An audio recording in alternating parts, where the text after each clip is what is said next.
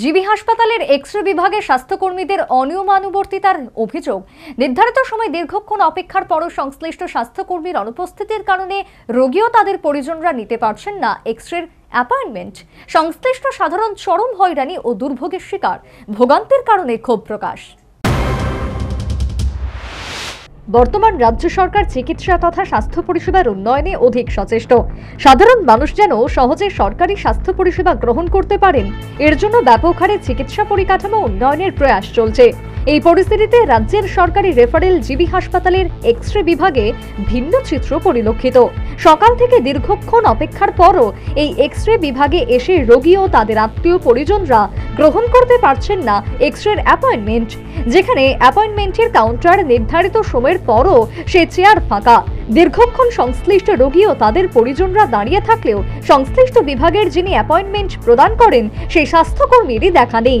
এতে সংশ্লিষ্ট রোগী ও তাদের আত্মীয় পরিজন গভীর সমস্যা ও হয়রানির শিকার।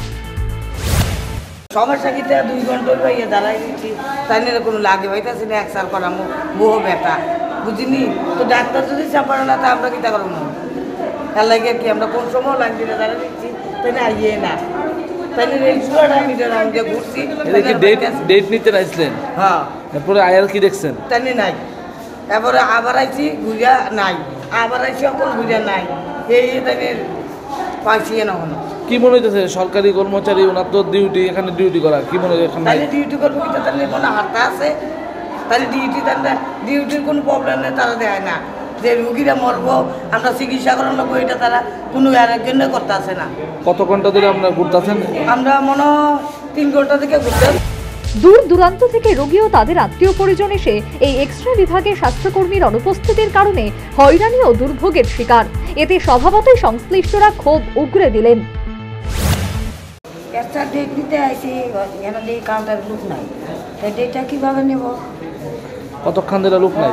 এতক্ষণ ধরে দাঁড়াই গেছি, এখানে লোকই নাই, তাইলে ডাক্তার দেখা যদি হেন তারা যে কাজে হেন ভর্তি হয়েছে তারা চেহারা দিয়ে লোক নাই, তাহলে আমরা কিন্তু বারবার আমো বারবার যাবো, ওইটা হইলো এটা দুপুর হয়ে গেছে। আমরা তো খিদা লাগছে, আমরা আইসি 10টার সময়।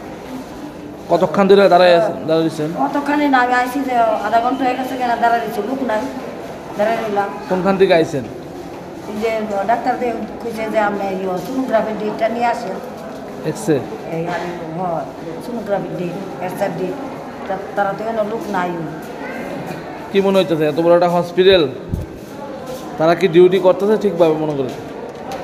তারা মনে করছে তারা গাড়ি ভাড়া আইসে, আবার আইবো, আবার যাইবো, যাক না, আজকে আইসে আবার কালকে আইবো, কালকে আয় আবার পরশুদিন আইবো, তো আমরা তুই এনে বেতনদারি। একটু একটু করে সংশ্লিষ্ট কাউন্টারের সামনে ভিড় বাড়ছিল। বেলা বাড়ার সাথে সাথে ভিড় বাড়লেও কাউন্টারের দায়িত্বে থাকা স্বাস্থ্যকর্মীর দেখা মেলেনি। উপরন্তু আশ্চর্যের হলেও ঘটনা, এ ব্যাপারে সংশ্লিষ্ট ঊর্ধ্বতন কর্তৃপক্ষের প্রতিক্রিয়া জানার চেষ্টা করলে কেউ ক্যামেরার সম্মুখীন হতে চাননি। বর্তমান রাজ্য সরকার যে ক্ষেত্রে রাজ্যের চিকিৎসা পরিষেবাকে ঢেলে সাজিয়ে জনসাধারণের সুবিধার্থে নানা উদ্যোগ গ্রহণ করেছে, এই অবস্থায় জিবি হাসপাতালের এক্স-রে বিভাগের এই কেমন নগ্ন রূপ? সংশ্লিষ্ট ঊর্ধ্বতন কর্তৃপক্ষের অনতিবিলম্বে এ ব্যাপারে উপযুক্ত ব্যবস্থা গ্রহণ জরুরি। Bureau report, news vanguard.